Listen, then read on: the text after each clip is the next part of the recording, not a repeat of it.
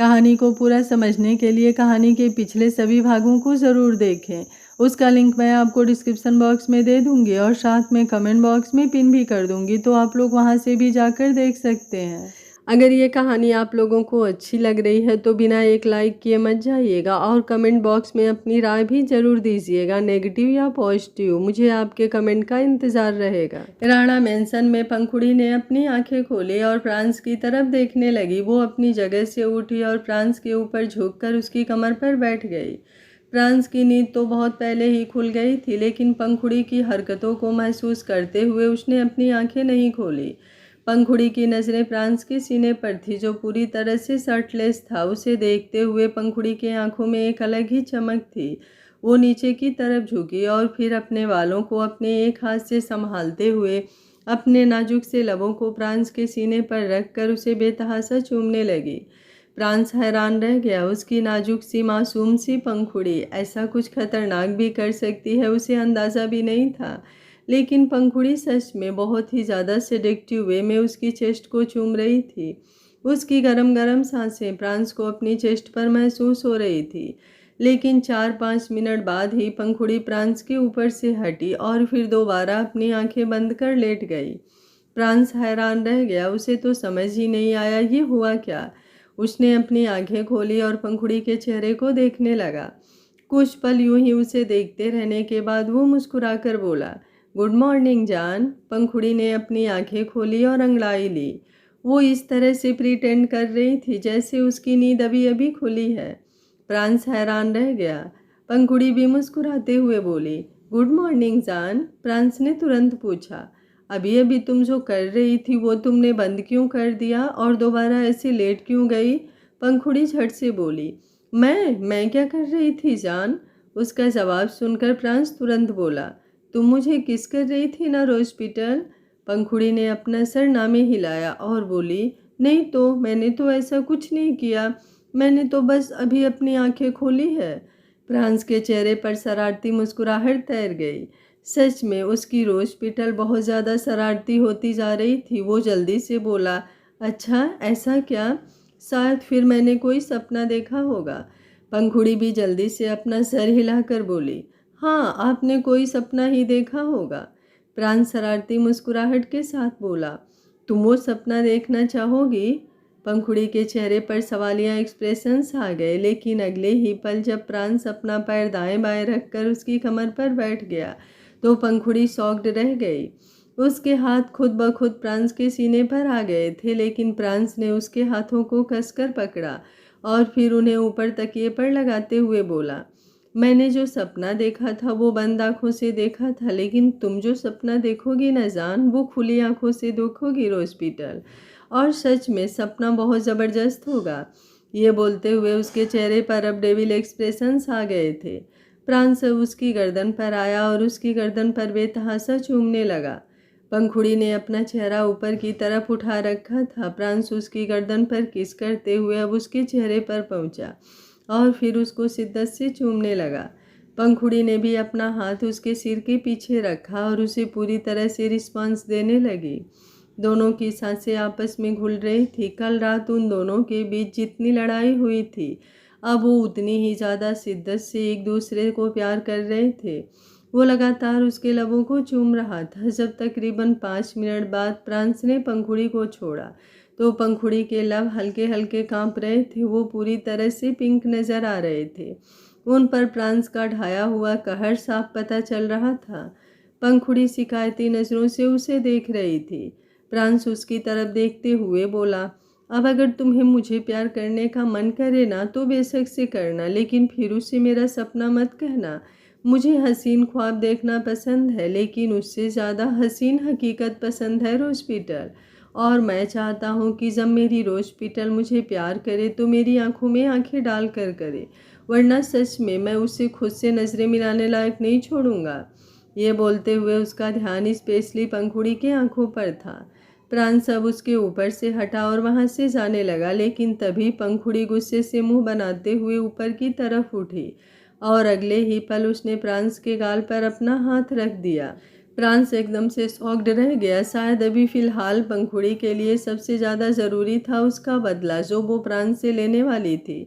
उसने तुरंत प्रांस की गर्दन पर अपने लब रखे और फिर अपने तीखे दांत उसकी गर्दन पर गड़ा दिए।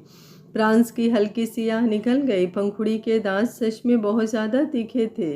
वो अपनी उसकी स्किन को अपने अंदर खींच रही थी और प्रांस के हाथ खुद ब खुद पंखुड़ी के कमर पर आ गए थे और बहुत ज़्यादा कस रहे थे। तकरीबन 3 से 4 मिनट पंखुड़ी यूं ही उसकी स्किन को अपने अंदर खींचती रही और फिर एक झटके से उसने प्रांस को छोड़ दिया। प्रांस ने गहरी सांस ली। पंखुड़ी की नज़र प्रांस की गर्दन पर गई जहां पर एकदम गहरा नीला निशान बन चुका था। अगले ही पल पंखुड़ी ने मासूमियत से अपने होठों को अपने दांतों में दबा लिया।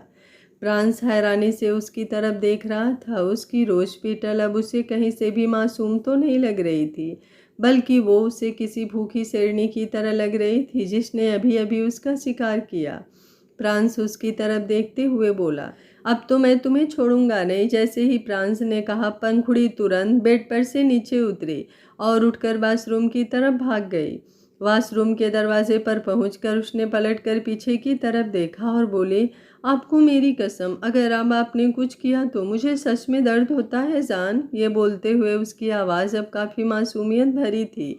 तो प्रांस समझ गया कि सच में उसे पेन हो रहा होगा। वो तिरछा मुस्कुराया और बोला, ठीक है छोड़ देता हूँ, बस एक बार ये चले जाए, बाकी तो मुझे पता नहीं इस घर में किसकी शादी और किसकी सुहागरात, लेकिन मैं तुम्हें छोड़ूंगा नहीं। ये बोलते हुए उसके चेहरे पर सच में वाइल्ड एक्सप्रेशंस थे और पंखुड़ी उसकी धमकी सुनकर ही डर गई। वो झट से बाथरूम के अंदर भाग गई और प्रांस के चेहरे पर मुस्कुराहट तैर गई।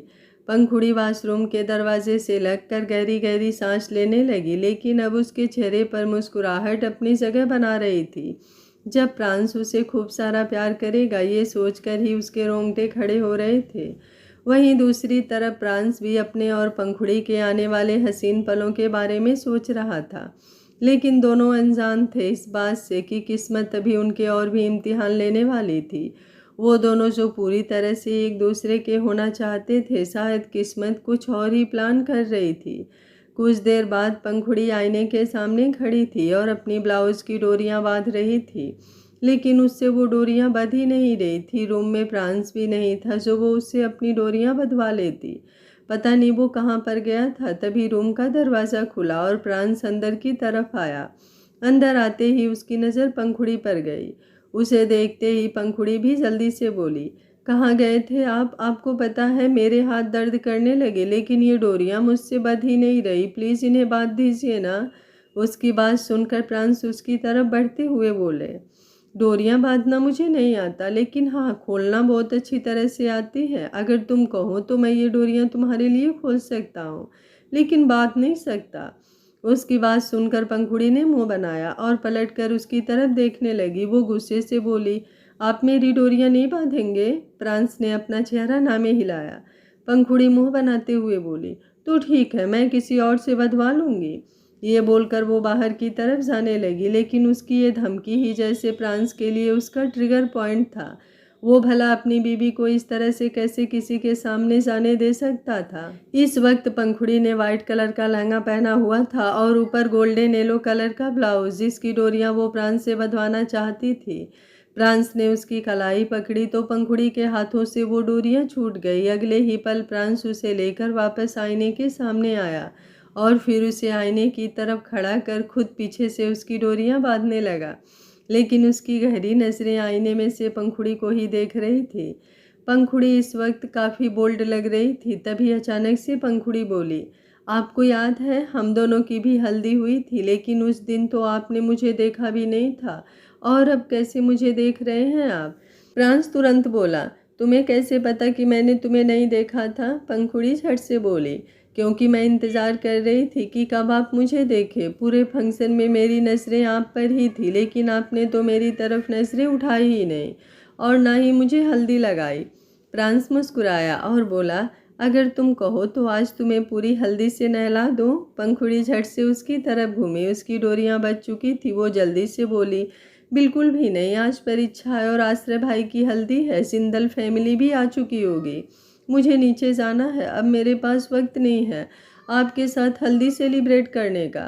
प्रांशु उसके पेट पर अपना हाथ रखकर अपना हाथ उसकी कमर तक लेकर गया और फिर उसे अपने करीब खींचकर बोला, लेकिन मुझे तो तुम्हारे साथ हल्दी सेलिब्रेट करनी है। प्रांस की बात सुनकर पंखुड़ी का दिल धक धक करने लगा, लेकिन अगले ही पल उसने खुद को संभाला और बोली, हमारी हल्दी के वक्त आपने मुझे भाव नहीं दिया था, आज मैं आपको भाव नहीं देने वाली। ये बोलकर उसने प्रांस को हल्का सा धक्का दिया और फिर तुरंत बाहर की तरफ चली गई। प्रांस उसे जाते देख बड़ी ही गहरी आवाज़ में बोला, तुम्हारी इतनी हिम्मत कि तुम मुझे इग्नोर करो, देखते हैं कब तक इग्नोर करती हो तुम मुझे। अगर तुम खुद मुझसे हल्दी लगवाने के लिए ना आई तो मैं भी प्रांस राणा नहीं। वहीं दूसरी तरफ पंखुड़ी सीढ़ियां उतरते हुए नीचे की तरफ आई, जहां पर सब लोग पहले से ही रेडी हो चुके थे। बाहर गार्डन में परीक्षा और आश्रय की हल्दी का फंक्शन होने वाला था। जिंदल फैमिली भी किसी भी वक्त पहुंचने वाली थी। पंखुड़ी नीचे की तरफ आई और सृष्टि की तरफ देखते हुए बोली, सासू माँ। उसकी आवाज़ सुनकर सृष्टि ने पलटकर उसकी तरफ देखा। पंखुड़ी बहुत ज़्यादा खूबसूरत लग रही थी, लेकिन सृष्टि को जैसे ही कल रात की बात याद आई, वो जल्दी से बोली, कल रात तुम्हारी नींद तो अच्छे से पूरी हुई ना? पंखुड़ी झट से आगे की तरफ आई और बोली, बिल्कुल भी नींद अच्छे से पूरी नहीं हुई है सासू माँ। आपको पता नहीं है, कल रात इन्होंने मुझे बहुत डांटा, मुझे बहुत सुनाया, पर मैंने सब कुछ चुपचाप सुन लिया, इन्हें कोई जवाब नहीं दिया। सृष्टि हैरानी से बोली, अच्छा तुमने कोई जवाब नहीं दिया? जिसकी जुबान चटक चटक चलती है वो चुप रह जाए, ऐसा हो सकता है क्या? पंखुड़ी मासूमियत से बोली, आपको भी ऐसा लगता है सासू माँ कि मैं बहुत ज़्यादा बोलती हूँ? सृष्टि ने अपना सर ना में हिलाया और बोली, बिल्कुल भी नहीं, मेरी इस बहू के मुंह में तो जुबान है ही नहीं। वो तो प्रांस है जो यूं ही तुम पर इधर उधर के इल्ज़ाम लगाया रहता है, वरना तुम तो सच में बहुत ज़्यादा मासूम हो। उसकी बात सुनकर पंखुड़ी मुस्कुराई, जैसे सच में सृष्टि उसकी तारीफ कर रही हो। रागिनी वहां पर आई और सृष्टि की तरफ देखते हुए बोली, मैंने परीक्षा को रेडी कर दिया है, लेकिन आश्रय का अभी तक कुछ नहीं पता, उसके रूम में जाकर देखना होगा वो रेडी हुआ या नहीं। रागिनी की बात सुनकर सृष्टि के चेहरे पर थोड़ी परेशानी झलकने लगी, लेकिन तभी पंखुड़ी बोली, देवर जी के रूम में जाकर मैं देखती हूँ कि वो रेडी हुए या नहीं। सृष्टि झट से बोली, बिल्कुल भी नहीं, तुम मत जाना, शायद वो गुस्से में होगा। उसकी बात पूरी होती उससे पहले ही पंखुड़ी बोली, कोई बात नहीं सासू माँ, अगर वो गुस्से में होंगे भी तो कोई बात नहीं, मैं जाती हूँ उनके रूम में, मैं देखती हूँ उन्हें। ये बोलकर अब वो सीधा आश्रय के रूम में चली गई और सृष्टि बस उसकी तरफ देखती रह गई। अगर गलती से भी आश्रय ने पंखुड़ी को कुछ कह दिया और ये बात प्रांस को पता लग गई तो बवाल होने वाला था। पंखुड़ी आश्रय के कमरे में आई, जहाँ पर वो फिलहाल बेड पर बैठा अपने लैपटॉप पर कुछ देख रहा था। परीक्षा की शादी के बाद उसकी कंपनी का इनॉग्रेशन होने वाला था, वो बस उसी की तैयारी में लगा हुआ था। शादी की वजह से वो अपनी प्रोफेशनल लाइफ में कोई प्रॉब्लम नहीं आने दे सकता था। तभी पंखुड़ी ने उसके रूम का दरवाज़ा नॉक किया। आश्रय को लगा शायद कोई सर्वेंट होगी। उसने बिना दरवाजे की तरफ देखे कहा, मुझे तो यही समझ में नहीं आ रहा, जब मैंने एक बार बोल दिया मॉम को कि मैं रेडी हो जाऊंगा, तो वो बार बार आप लोगों को क्यों मेरे पास भेज रही हैं? जाकर कह दीजिए उन्हें कि मैं 10-15 मिनट में नीचे आता हूँ और अब दोबारा कोई मेरे रूम में ना आए। तभी पंखुड़ी धीमे से बोली, मैं आपको नीचे बुलाने के लिए नहीं आई हूँ देवर जी, मैं तो बस यूं ही आपसे बात करने के लिए आई थी, पर कोई बात नहीं, आप बिजी हैं तो मैं बाद में आ जाऊंगी। ये बोलकर वो वहाँ से जाने लगी। वहीं आश्रय हैरानी से उसकी तरफ देख रहा था।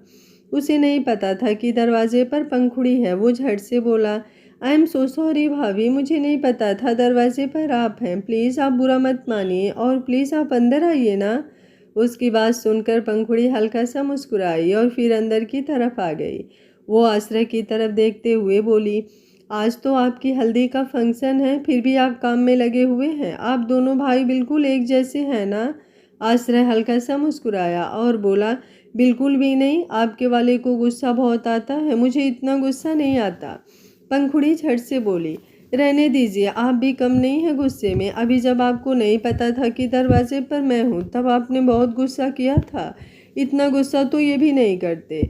आश्रय उसकी बात पर हैरान हुआ, क्योंकि उसे सच में अंदाज़ा नहीं था कि उसे भी इतना गुस्सा आता होगा।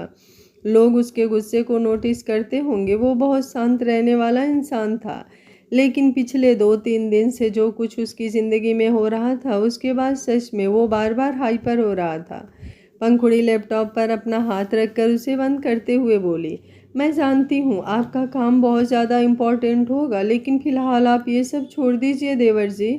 आपकी हल्दी का फंक्शन है, प्लीज़ आप जल्दी से उसके लिए रेडी हो जाइए। सब लोग नीचे आपका इंतज़ार कर रहे हैं, और ख़ास तौर पर मैं। आपको पता है, जब मेरी इनसे शादी हुई थी और मुझे पता चला था कि मेरा एक देवर भी है, तो मैंने बड़े ख्वाब सजाए थे कि मैं अपने देवर की शादी पर बहुत इंजॉय करूँगी, उसे खूब सारी हल्दी लगाऊंगी, और मैंने तो अपना फेवरेट सॉन्ग भी सेलेक्ट कर रखा है आपकी शादी पर डांस करने के लिए। और अगर आप जल्दी से रेडी होकर हल्दी के लिए नहीं आएंगे तो अब मैं वो डांस कैसे करूँगी। उसकी बात सुनकर आश्रय मुस्कुराया और बोला, वैसे मुझे रेडी होने में बहुत टाइम लगने वाला था, लेकिन अब आपकी स्पेशल फरमाइश है तो बस मुझे 10 मिनट दीजिए, मैं अभी रेडी होकर आता हूँ। उसकी बात पर पंखुड़ी मुस्कुराई और फिर वहाँ से जाने लगी, लेकिन फिर अचानक ही रुक कर आश्रय को देखने लगी। आश्रय भी हैरानी से उसे देख रहा था। पंखुड़ी उठ के बिल्कुल करीब आई और बोली, क्या मैं आपसे एक बात कहूँ देवर जी, अगर आप बुरा ना माने तो। आश्रय जल्दी से बोला, मैं आपकी किसी बात का बुरा नहीं मान सकता हूँ भाभी, आप कहिए ना, आपको क्या कहना है। पंखुड़ी हल्का सा मुस्कुरा कर बोली, पंक्ति बहुत अच्छी लड़की है देवर जी, मैं उसे ज़्यादा तो नहीं जानती और मुझे लोगों को ज़्यादा समझना भी नहीं आता, लेकिन कुछ लोगों को देखकर समझ में आ जाता है कि वो अच्छे होंगे, और पंक्ति उन्हीं लोगों में से एक है। आप अभी फ़िलहाल गुस्से में हैं, लेकिन देखना एक दिन आपका गुस्सा भी शांत हो जाएगा और आपको पंक्ति पसंद भी बहुत आएगी। उसकी बात पर आश्रय ने कुछ नहीं कहा, बस हल्का सा मुस्कुराया। वो पंखुड़ी को कुछ नहीं कहना चाहता था, क्योंकि उसे पंखुड़ी की तो कोई गलती लग ही नहीं रही थी। वो तो बस यही समझ रही थी कि जैसे वो खुद पंक्ति की बातों में आ गया, वैसे पंखुड़ी भी बस पंक्ति का मासूमियत से भरा चेहरा ही देख रही है। उस चेहरे के पीछे छिपा हुआ दिल नहीं, लेकिन वो खुद अनजान था इस बात से कि जिसे वो चालाक समझ रहा है, वो तो खुद घुट घुट कर मर रही है। सिर्फ 2-4 दिनों से नहीं, बल्कि बचपन से वो रीवा का टार्चर बर्दाश्त कर रही है। अगर एक रस्सी को भी पत्थर पर रोज घसीटा जाए तो पत्थर पर भी निशान पड़ जाते हैं। वो तो मासूम सी जान थी। रीवा बचपन से हर रोज उसे कोई ना कोई टॉर्चर दिए जा रही थी, जिससे अब पंक्ति का सेल्फ कॉन्फिडेंस बिल्कुल लो हो चुका था और मेंटली स्ट्रेस ले लेकर वो काफ़ी हद तक डिप्रेस्ड हो चुकी थी। ऐसे में आश्रय का उसकी ज़िंदगी में आना उसे थोड़ी बहुत होप दे रहा था, लेकिन अब वो उस उम्मीद को भी खो चुकी थी। पंखुड़ी मुस्कुराते हुए सीढ़ियाँ उतर कर नीचे की तरफ आई तो सृष्टि हैरानी से उसकी तरफ देखने लगी। मतलब साफ था कि आश्रय ने उस पर गुस्सा नहीं किया। पंखुड़ी सृष्टि के सामने आकर खड़ी हुई और बोली, 10 मिनट में आश्रय देवर जी नीचे आ रहे हैं सासू माँ, अब मैं बाहर जाती हूँ, मुझे बाहर डेकोरेशन देखनी है। उसकी बात सुनकर सृष्टि मुस्कुराई। पंखुड़ी बाहर जाने लगी, लेकिन फिर अचानक ही सृष्टि ने उसकी कलाई को पकड़कर उसे रोक लिया। पंखुड़ी ने हैरानी से उसकी तरफ देखा। अगले ही पल सृष्टि ने अपनी आंख से काजल का टीका लिया और पंखुड़ी के कान के पीछे लगाते हुए बोली, तुम्हें नज़र ना लग जाए, इतना तो मैंने कभी अपने 3 बच्चों की नज़र नहीं उतारी जितना मैं तुम्हारी उतारती हूँ। तुम्हारे लिए तो एक अलग ही डर लगा रहता है मुझे। पंखुड़ी झट से बोली, मतलब आप अपने 3 बच्चों में सबसे ज़्यादा प्यार मुझे करते हैं सासू माँ। सृष्टि उसके सवाल पर अब एक बार फिर से मुस्कुराई और उसने यूं ही अपना सर हाँ में हिला दिया। ऐसा नहीं था कि वो पंखुड़ी से प्यार नहीं करती थी, उसके लिए उसके चारों बच्चे एक बराबर थे, इसीलिए किसी एक को सेलेक्ट करना उसके लिए मुश्किल था। पर हाँ, वो पंखुड़ी की खुशी के लिए हाँ ज़रूर बोल सकती थी। पंखुड़ी खुश होते हुए बोली, मैं भी आपको बहुत प्यार करती हूँ सासू माँ, लेकिन सॉरी, इनसे थोड़ा सा कम, पर हाँ बाकी सबसे ज़्यादा। ये बोलकर वो मुस्कुराते हुए बाहर की तरफ चली गई। और अब सृष्टि को हंसी आ गई। रागिनी उसकी तरफ देखते हुए बोली, राणा मेंशन के बाकी सारे मेंबर्स एक तरफ और ये लड़की एक तरफ, सुना है कल उसने तुम्हारे रूम में काफ़ी तूफान मचाया। सृष्टि हंसते हुए बोली, और नहीं तो क्या, कल तो डिस्ट्रॉयर भी कह रहे थे कि उनका नाम तो यूं ही प्रलय रखा गया, असली तूफान तो पंखुड़ी लेकर आती है। उसकी बात सुनकर रागिनी भी हंसने लगी। कुछ देर बाद जिंदल फैमिली भी राणा मैंसन पहुंची। मिसेज जिंदल के साथ पंक्ति गाड़ी से नीचे उतरी और रीवा तनिष्क के साथ गाड़ी से बाहर निकली। रीवा ने जानबूझकर पंक्ति को तनिष्क के साथ गाड़ी में बैठने नहीं दिया ताकि गलती से भी पंक्ति तनिष्क को कुछ कह ना दे। वैसे तो अब उसे भरोसा था इस बात का कि पंक्ति तनिष्क को कुछ नहीं कहेगी, लेकिन फिर भी वो कोई रिस्क नहीं लेना चाहती थी। पंक्ति के हाथ में पट्टी बंधी हुई थी जो साफ नजर आ रही थी। सृष्टि, प्रलय, रागिनी, नताशा, कुसुम जी और तनुज सब लोगों ने मिलकर जिंदल फैमिली का वेलकम किया। पंखुड़ी अपनी पिक्चर्स क्लिक करवाने में बिजी थी और उसकी पिक्चर्स कोई और नहीं बल्कि तंस क्लिक कर रहा था और ये सब अपनी बालकनी में खड़ा हुआ प्रांस बहुत वक्त से देख रहा था। हालांकि उसे बिल्कुल अच्छा नहीं लग रहा था कि पंखुड़ी तंस से अपनी पिक्चर्स क्लिक करवा रही है, लेकिन जिस तरह पंखुड़ी क्यूट क्यूट से पोज बना रही थी उन्हें देखकर प्रांस गुस्सा कर भी नहीं पाया। वहीं दूसरी तरफ सृष्टि की नज़र पंक्ति की कलाई पर गई तो वो झट से बोली, यह क्या हुआ है पंक्ति बेटा, तुम्हारी कलाई पर ये पट्टी क्यों बंधी है? उसका सवाल सुनकर रीवा के चेहरे के एक्सप्रेशन एकदम से फीके हो गए। वो जल्दी से वो आगे आई और बोली, एक्चुअली आंटी, पंक्ति को चोट लग गई थी तो इसलिए उसकी कलाई पर ये पट्टी बंधी हुई है। कल रात मैंने तो बहुत मना किया इसे कि ये कोई काम ना करे, लेकिन इसका मन था पास्ता खाने का और ये खुद किचन में जाकर पास्ता बनाने लगी, जबकि मैंने तो मना किया था इसे कि अब जब तक इसकी शादी नहीं हो जाती तब तक ये किचन में तो जाएगी ही नहीं। इसे घर के काम करना बहुत अच्छा लगता है, शायद इसलिए खुद को रोक नहीं पाई। ये बोलते हुए वो मुस्कुराते हुए पंक्ति को देख रही थी और पंक्ति ने अपना चेहरा नीचे की तरफ झुकाया हुआ था। उन दोनों के एक्सप्रेशन सृष्टि को बहुत कुछ बता रहे थे। वहीं तनिष्क, प्रलय और तनुज के साथ आगे बढ़ चुका था। उनके बीच कुछ अलग डिस्कशन चल रही थी। सृष्टि ने पंक्ति के गाल पर अपना हाथ रखा और बोली, काम करना पसंद है तो जितना मर्जी काम करो, लेकिन खुद को चोट पहुंचा लो ऐसा भी काम मत करो। शादी में वैसे भी बहुत ज़्यादा स्ट्रेस होता है, ऐसे में अब कलाई पर भी दर्द होगा तो कैसे चलेगा? पंक्ति धीमे से बोली, मैं ठीक हूँ आंटी जी। सृष्टि मुस्कुराते हुए बोली, आंटी नहीं, मुझे मॉम कहो या फिर मम्मा, अगर चाहो तो पंखुड़ी की तरह सासू माँ भी बुला सकती हो। पंक्ति ने अपना चेहरा हाँ में हिला दिया। अगर गलती से भी ये बात पंखुड़ी सुन लेती तो शायद यहीं पर उसकी जलन दिखाई दे जाती। प्रांस तो प्रांस, वो तो अपनी सासू माँ पर भी अपना हक जताने से पीछे नहीं हटती थी। वहीं दूसरी तरफ आश्रय भी अब नीचे आया और साथ ही प्रांस भी। प्रांस ने येलो कलर का कुर्ता पजामा पहना हुआ था और आश्रय ने भी वाइट कलर का कुर्ता पजामा पहना हुआ था। येलो कलर तो उस पर हल्दी का लगने वाला था। कुछ देर में ही परीक्षा, तनिष्क, आश्रय और पंक्ति को सामने हल्दी की स्टेज पर ले जाया गया, जहां पर बहुत ही खूबसूरत डेकोरेशन की गई थी और नीचे 4 चौकियां लगाई गई थी जो बड़े बड़े बर्तनों में लगी हुई थी, ताकि उन पर जितनी भी हल्दी लगे वो सारी उस पर गिरे। सब लोग मुस्कुराते हुए उनकी तरफ देख रहे थे। आज हल्दी की रस्म तो खास होने ही वाली थी, लेकिन सबसे ज़्यादा खास चीज़ होने वाला था पंखुड़ी का डांस, जो उसने कब से सोच रखा था। शादी के फंक्शन में तो अब वो डांस कर नहीं पाएगी, इसलिए उसने आज का दिन इस डांस के लिए सेलेक्ट किया था। पर अब उसे प्रांस से डर लग रहा था। प्रांस पंखुड़ी की तरफ देख रहा था। पंखुड़ी डांस के लिए परमिशन लेने प्रांस के पास आई और धीमे से बोली, सुनिए, मैं आपसे एक बात कहूँ क्या? प्रांस तुरंत बोला, मेरी क्या ज़रूरत पड़ गई तुम्हें? जो कहना है जाकर अपने तंस देवर जी को कह दो। उसकी बात पर पंखुड़ी ने मुंह बनाया और बोली, अब मैंने क्या किया है? अब आप क्यों गुस्सा हो रहे हो? प्रांस मुंह बनाते हुए बोला, बड़ी पिक्चर्स क्लिक करवा रही थी उससे, अब क्या हुआ? पंखुड़ी झट से बोली, आपने वो भी देख लिया? प्रांस हैरान रह गया। पंखुड़ी उसके कुछ बोलने से पहले ही बोली, वो तो तंस देवर जी ने कहा ना कि मैं आज बहुत ज़्यादा खूबसूरत लग रही हूँ, इसलिए उनका मन कर रहा है मेरी थोड़ी पिक्चर्स क्लिक करने का, तो मैंने करवा ली। अब ऐसे मना करना अच्छा लगता है क्या? अगर मैं मना कर देती तो उनको लगता शायद आपने मुझे मना करने को बोला है। अब मैं आप पर कोई बात थोड़ी ना आने दे सकती हूँ। प्रांस हल्का सा मुस्कुराया और बोला, आजकल तुम खाने में क्या खा रही हो? पंखुड़ी झट से बोली, जो मिल जाए।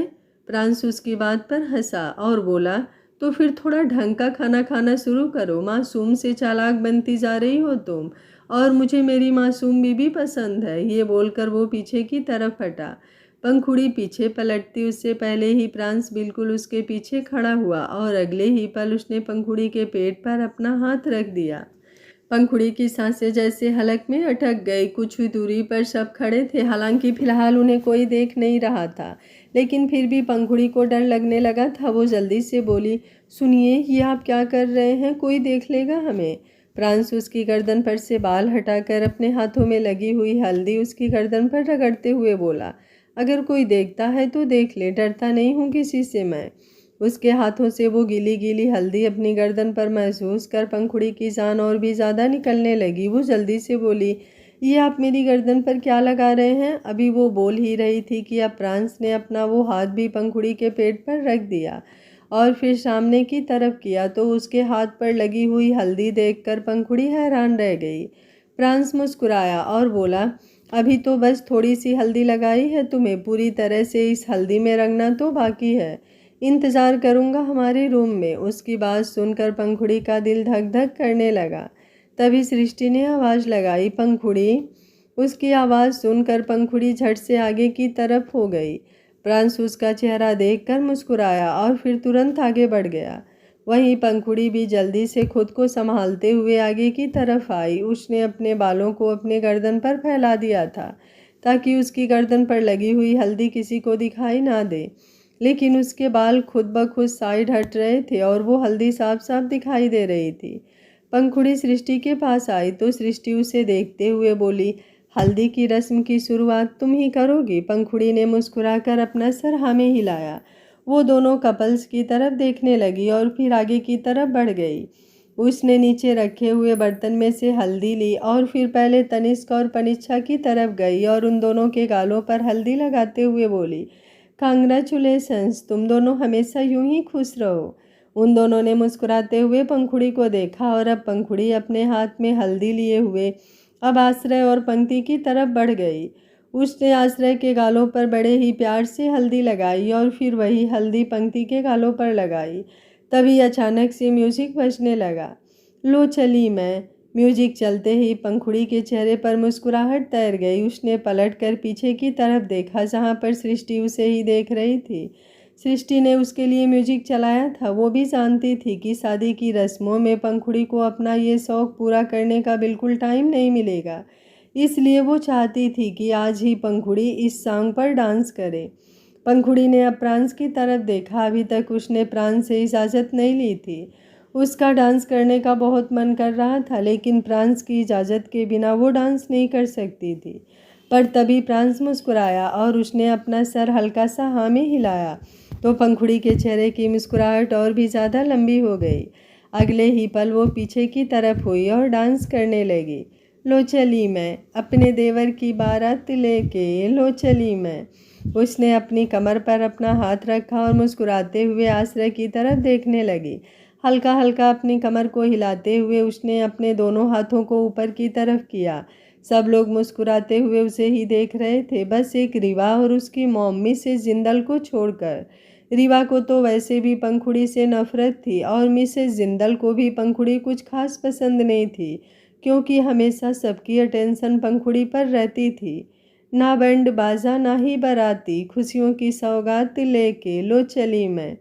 डांस करते हुए वो आश्रय के पास पहुंची और फिर उसके गाल पर अपना हाथ रखकर बड़े ही प्यार से उसे दुलारने लगी और फिर अपने दोनों हाथ अपने सिर पर रखकर हल्का सा उसने अपने सर को हिलाया। देवर दूल्हा बना, सर पे सेहरा सजा, भाभी बढ़कर आज बलैया लेती है। जब उसने अपने दोनों हाथ आगे की तरफ कर आश्रय की नज़र उतारी और फिर मुस्कुराते हुए पीछे की तरफ जाने लगी। अपने दोनों हाथों को वो किसी गुलाब के फूल की तरह खिलाए हुए दिखा रही थी। प्रेम की कलियां खिले, पल पल खुशियां मिले। अब उसने अपने सीने पर अपना हाथ रखा और मुस्कुराते हुए बस आश्रय और पंक्ति को देखा। बाकी सब लोग भी उसका डांस बहुत अच्छे से एंजॉय कर रहे थे। पंखुड़ी सच में बहुत क्यूट लग रही थी। वो इस गाने के सारे स्टेप पॉइंट टू पॉइंट बहुत ही खूबसूरती से कर रही थी। एक बार फिर से पीछे की तरफ हटकर वो अपनी कमर को मटकाने लगी थी और यूं ही अपने दोनों हाथों को जोड़कर अपने कंधे पर रखते हुए अपने कंधे को आगे की तरफ हिलाने लगी। वाह वाह राम जी, जोड़ी क्या बनाई। अब वो वापस से आश्रय और पंक्ति के पास आई और मुस्कुराते हुए उन दोनों के चेहरे को छूने लगी। अगले ही पल उसने साइड में रखे हुए मिठाई के डिब्बे में से मिठाई ली और उन दोनों को खिलाने लगी। आश्रय को ये सब कुछ करने का बिल्कुल मन नहीं था, लेकिन पंखुड़ी की खुशी को देखते हुए वो मना नहीं कर पाया। देवर देवरानी जी, बधाई हो बधाई। पंखुड़ी ने अब एक बार फिर से अपनी कमर को मटकाया और फिर एक खूबसूरत सा पोज देते हुए खुद को फ्लांट किया। कल तक घर की बहू थी, अब हूँ मैं जेठानी। अब उसकी गहरी नज़रें पंक्ति पर थी और वो अपनी उंगली से पंक्ति को डराते हुए उसे घूर कर देख रही थी। हुक्म चलाऊंगी मैं, आंख दिखाऊंगी मैं, सहमी खड़ी रहेगी मेरी देवरानी। पंक्ति ने भी अपना चेहरा नामे हिलाया, जैसे बोल रही हो कि हाँ, बस यहाँ पर सिर्फ पंखुड़ी की ही चलेगी। पंखुड़ी उसका ये रिएक्शन देखकर खिलखिलाकर हंस दी। तभी प्रलय ने अपनी उंगलियों को अपने होठों पर रखकर जोर से सीटी बजाई और फिर जल्दी से आगे की तरफ आकर उसने पंखुड़ी पर नोट लुकाने शुरू कर दिए थे। पंखुड़ी मुस्कुराते हुए जल्दी से सृष्टि की तरफ भाग गई और सृष्टि ने उसे अपने सीने में समेट लिया। प्रांस के चेहरे पर भी मुस्कुराहट तैर रही थी। पंखुड़ी ने डांस सच में बहुत अच्छा किया था और उसका क्यूट सा चेहरा जिस पर वो क्यूट से एक्सप्रेशंस ला रही थी, वो तो उसकी परफॉर्मेंस को और भी ज़्यादा खूबसूरत बना रहे थे। तनिष्क और परीक्षा भी मुस्कुराते हुए पंखुड़ी की तरफ देख रहे थे, लेकिन तनिष्क के चेहरे पर थोड़ी परेशानी भी झलक रही थी जो पंक्ति के लिए थी, और परीक्षा इस परेशानी को महसूस कर सकती थी। सब लोगों को बिजी देखकर परीक्षा ने तनिष्क से सवाल किया, आप ठीक तो हैं ना तनिष्क? तनिष्क ने हैरानी से उसकी तरफ देखा। परीक्षा जल्दी से बोली, आप थोड़ा परेशान लग रहे हैं, तो बस यूं ही सवाल किया, अगर कोई बात है तो मुझे बताइए। तनिष्क एक गहरी सांस लेकर बोला, कुछ खास नहीं। परीक्षा ने अब उसके हाथ पर अपना हाथ रखा और बोली, शादी होने वाली है हमारी। तनिष्क, क्या आप अपनी खुशियों के साथ साथ अपनी प्रॉब्लम्स मेरे साथ शेयर नहीं करेंगे? तनिष्क ने अब पंक्ति की तरफ देखा और बोला, कुछ नहीं, बस पंक्ति को लेकर थोड़ा सा परेशान था, मुझे उसकी टेंशन हो रही है। परीक्षा आश्रय मैच्योर है, वो अपनी लाइफ में डिसीजन ले सकता है, लेकिन पंक्ति ना ही मैच्योर है और ना ही स्ट्रॉन्ग। मुझे नहीं पता उसके दिमाग में क्या आया जो उसने इस तरह की हरकत की, लेकिन मेरा दिल अभी भी नहीं मानता कि मेरी बहन ऐसा कुछ कर सकती है। ज़रूर कुछ तो है जो मुझसे छूट रहा है। मैं जानना चाहता हूँ कि आखिर उसके दिल दिमाग में क्या चल रहा है, लेकिन समझ में नहीं आ रहा कैसे पता करूँ। वो मुझे कुछ बताती भी नहीं है, हर वक्त डरी सहमी रहती है। कितनी बार कोशिश कर ली मैंने उससे सब कुछ जानने की कि आखिर उसे क्या बात परेशान कर रही है, लेकिन ये बोलकर उसने एक बार फिर से ठंडी सांस ली। परीक्षा उसका हाथ और भी ज़्यादा कसकर पकड़ते हुए बोली, आप फिक्र मत कीजिए, मैं कोशिश करूंगी पंक्ति से उसके दिल की बात जानने की। और रही बात भाई और उसकी शादी की, तो इतना तो मैं भी जानती हूँ अपने भाई को कि वो बेशक से कितने ही हार्टेड क्यों ना बन जाएं, वो कभी किसी को हर्ट नहीं कर सकते। वो फिलहाल पंक्ति से नाराज हो सकते हैं, लेकिन वो बहुत जल्दी मेल्ट हो जाएंगे। एक्चुअली हम तीनों भाई बहन ही ऐसे हैं, हमारे नाक पर गुस्सा बैठा रहता है, लेकिन वो गुस्सा पिघलने में भी टाइम नहीं लगता।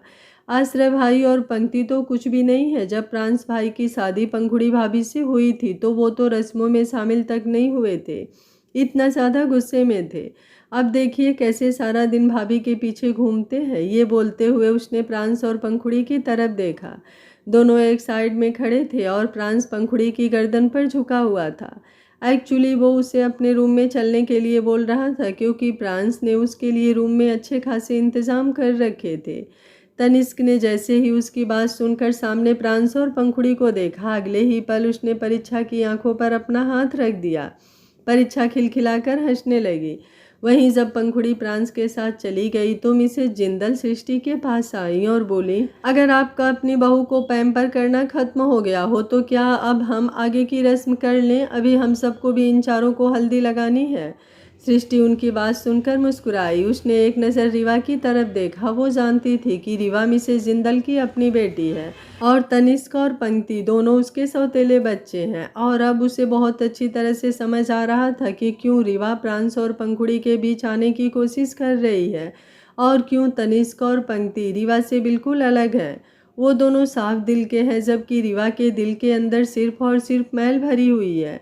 वो मुस्कुराते हुए बोली, पहली बात तो मेरी बहू को पैम्पर करना तो कभी ख़त्म नहीं होगा। वो क्या है ना, हम पंखुड़ी को बहुत प्यार करते हैं, इसलिए उसे पैम्पर करते रहते हैं। और मैं तो आपको भी यही सलाह दूंगी कि आप भी अपनी बहू को अच्छे से पैम्पर कीजिएगा। वो क्या है ना, मेरी बेटी को पैम्पर होने की आदत है। शुरू से हमने उसे सिर्फ प्यार दिया है, तो उसे भी प्यार की ही आदत है। और रही बात रस्म की, तो आपको किसी ने रोका है नहीं। सामने बड़े बड़े कटोरों में हल्दी रखी हुई है और बच्चे भी अपनी अपनी जगह पर बैठे हैं। आप जैसे चाहें उन्हें हल्दी लगा सकती हैं। आपको किसी ने मना तो नहीं किया। सृष्टि की बात सुनकर मिसेस जिंदल के चेहरे पर गुस्सा झलकने लगा, लेकिन वो कुछ कहती उससे पहले ही रीवा वहाँ पर आई और उनका हाथ पकड़कर बोली, मॉम, सृष्टि आंटी सही तो बोल रही हैं। आपको कौन सा किसी ने हल्दी की रस्म करने से रोका है? जाइए और जाकर दोनों कपल्स को भर भर कर हल्दी लगाइए। और रही बात पंखुड़ी को पैम्पर करने की, तो वो है ही इतनी क्यूट, उसे पैम्पर करना तो बनता है। सृष्टि रीवा की बात सुनकर मुस्कुराई और बोली, ये बात तो तुमने बिल्कुल सच कही। मेरी पंखुड़ी बहुत ज़्यादा क्यूट है, बहुत मासूम, बहुत इनोसेंट। लेकिन उसके आसपास जो लोग हैं वो मासूम बिल्कुल भी नहीं है। ये बोलते हुए उसके लहजे में वार्निंग साफ नज़र आ रही थी। एक पल के लिए तो रीवा का भी गला सूख गया। सृष्टि अगले ही पल मुस्कुराई और बोली, एक्सक्यूज़ मी। ये बोलकर वो आगे की तरफ बढ़ गई। तभी मिसेस जिंदल रीवा की तरफ देखते हुए बोली, तुमने मुझे रोका क्यों? मेरा मन तो कर रहा था इस सृष्टि राणा को ऐसा सुनाऊं कि ये याद रखे। अरे एक सुरेखा जिंदल हूँ मैं, कोई छोटी मोटी चीज़ नहीं जिसे ये यूं ही सुनाकर चली जाएगी। रीवा जल्दी से बोली, और वो भी सृष्टि राणा है, कोई छोटी मोटी चीज़ नहीं जिसे आप सुना देंगे। सुना है, अगर ये अपनी पर आ जाए तो इसके सामने तो प्रलय राणा भी कुछ नहीं है। और वैसे भी हमें इससे मतलब नहीं, मुझे मतलब सिर्फ और सिर्फ प्राण से है। ये बोलते हुए उसने जब प्रांस की तरफ देखा तो मिसेस जिंदल भी हैरानी से उसकी तरफ देखने लगी। वो जल्दी से बोली, कहना क्या चाहती हो तुम? रीवा सातिर मुस्कुराहट के साथ बोली, बहुत जल्द ही पता चलेगा आपको। ये बोलकर वो आगे बढ़ गई। मिसेस जिंदल ने एक गहरी सांस ली और बोली, सब लोगों ने मेरा दिमाग घुमा रखा है, मुझे तो समझ में नहीं आता। अगर माँ ऐसी है तो बेटी कैसी होगी? अगर इस लड़की ने मेरे सामने जरा सी भी जुबान चलाने की कोशिश की तो मैं इसे छोड़ूंगी नहीं। ये बोलते हुए अब उसकी नज़रें परीक्षा पर थी, जो मुस्कुराते हुए हल्दी लगवा रही थी। सब लोगों ने दोनों कपल्स को खूब हल्दी लगाई और फिर एक बार फिर से डांस वगैरह होने लगा। सब लोग अच्छे से एंजॉय कर रहे थे। रीवा ने आश्रय और पंक्ति दोनों को उनके हाथ पकड़कर डांस के लिए खींच लिया। आश्रय गुस्से से पंक्ति की तरफ देख रहा था। पंक्ति ने एक नज़र अपने आसपास देखा। सब लोग डांस में बिजी थे, इसलिए फिलहाल किसी का उन पर ध्यान नहीं था। पंक्ति धीमे से बोली, मुझे आपसे बात करनी है आश्रय जी। आश्रय गुस्से से बोला, और मुझे तुम्हारी बकवास बिल्कुल नहीं सुननी। एक बात मैं तुमसे कितनी बार कहूँ, तुम्हें समझ में नहीं आता? पंक्ति रोते हुए बोली, पहली बात तो मेरी कोई गलती नहीं थी आश्रय जी, और चलो मान लिया अगर मेरी गलती भी है तो उस गलती से पहले आप मुझसे कितने प्यार से बात करते थे। क्या एक बार फिर से आप मेरे साथ वैसे प्यार से बात नहीं कर सकते? आश्रय गुस्से से बोला, मेरा बस नहीं चल रहा है पंक्ति, वरना अब तक तो मैं तुम्हारी जान ले लेता। मुझे धोखेबाज लोग बिल्कुल पसंद नहीं, और तुम मेरी ज़िंदगी में धोखेबाज लोगों की लिस्ट में टॉप पर हो। I just hate you. काश मैं इस शादी रोक पाता, पर मैं मजबूर हूँ, वरना तुम जैसी लड़कियों को आश्रय राणा मुँह नहीं लगाता। ये बोलकर वो तुरंत वहाँ से चला गया और पंक्ति अपनी जगह पर खड़ी रह गई। उसकी आंखों से आंसू बहने लगे थे, इसलिए वो भी तुरंत भागते हुए दूसरी तरफ चली गई ताकि कोई उसे रोते हुए ना देख ले। वो रोते हुए बोली, कितनी नफरत करते हैं आप मुझसे आश्रय जी। काश वो सब ना हुआ होता। मैं आपको प्यार करने लगी थी, और सच कहूँ तो अभी भी मैं आपसे प्यार करती हूँ। आपके लिए मेरे दिल में फीलिंग्स कभी कम नहीं हो सकती, लेकिन मैंने ऐसा कभी नहीं चाहा था कि आप मुझे इस तरह से मिले। पर मैं क्या करूँ, मैं चाह कर भी कुछ। ये कहते हुए वो एकदम से रुक गई जब उसे अपने कंधे पर किसी का हाथ महसूस हुआ। उसने तुरंत अपने आंसुओं को साफ करते हुए पलटकर पीछे की तरफ देखा, जहाँ पर सृष्टि खड़ी थी। सृष्टि ने कुछ नहीं कहा, बस उसकी कलाई पकड़ी और उसे चुपचाप अंदर की तरफ ले गई। पंक्ति की आंखों से आंसू एक बार फिर से बहने लगे। सृष्टि उसे अपने रूम में लेकर आई और सीधा बेड पर ले गई। पंक्ति किसी तरह खुद को संभालते हुए बोली, क्या हुआ सासू माँ, आप मुझे यहाँ पर क्यों ले आए? उसके मुंह से अपने लिए सासू माँ सुनकर सृष्टि हल्का सा मुस्कुराई और बोली, सासू माँ मतलब सास भी और माँ भी, और एक माँ वो होती है जिससे बच्चे अपने दिल की हर एक बात कह पाएँ। और मुझे तुम्हारे दिल की बात सुननी है पंक्ति, बताओ मुझे तुम्हारे दिल में क्या है। उसका सवाल सुनकर पंक्ति हैरानी से उसकी तरफ देखने लगी। बहुत लोगों के कमेंट आ रहे हैं, मैम आप रीवा का खेल खत्म कर दो। और बहुत लोगों के कमेंट ये भी आ रहे हैं कि कहानी नेगेटिविटी की तरफ बढ़ रही है। तो मैं आप लोगों को एक बात क्लियर कर दूं कि कहानी नेगेटिविटी की तरफ बिल्कुल नहीं बढ़ेगी। थोड़ी बहुत खींचातानी होगी, कपल्स के बीच में नोक झोंक होगी, कभी गुस्सा होगी, नाराज़गी भी होगी, लेकिन एकदम से दूरी नहीं होगी। कोई भी कैरेक्टर उन्हें दूर नहीं कर पाएगा। और सच कहूँ तो रीवा का कैरेक्टर मुझे भी बिल्कुल पसंद नहीं है, और मेरा बस चले तो मैं आज ही उसे कहानी से निकाल कर बाहर कर दूँ। पर क्या करूँ, बस तो मेरा चलता नहीं है, बस तो राइटर साहिबा का चलता है। कोई भी डायरेक्टर या राइटर जब अपनी कहानी या सीरीज लिखता है तो वो अपने हिसाब से विलन का कैरेक्टर प्लान करता है। इस कहानी में राइटर साहिबा ने रीवा को विलन के रूप में लाई है, लेकिन बहुत जल्द ही रीवा का खेल भी खत्म होगा, इसलिए थोड़ा सब्र रखिए आप लोग। आधी अधूरी कहानी देखकर अपनी राय मत बनाइए। अब कहानी है तो थोड़े बहुत सस्पेंस और ड्रामे के साथ हमारी हार्ट बीट भी तो बढ़नी चाहिए, ताकि कहानी खूबसूरती के साथ आगे बढ़ सके। उम्मीद करती हूँ आप लोगों के कुछ डाउट क्लियर हो गए होंगे और मेरी बातें सुनकर आप लोग बोर नहीं हुए होंगे। आप लोग कमेंट बॉक्स में अपनी राय ज़रूर दीजिएगा, कहानी आपको कैसी लग रही है। और जो लोग अपने प्यारे प्यारे कमेंट करते हैं, कहानी के लिए लाइक करते हैं, उनका बहुत बहुत धन्यवाद। Thank you for watching. मिलते हैं कहानी के अगले भाग में, तब तक स्वस्थ रहिए, मस्त रहिए, अपना ख्याल रखते रहिए।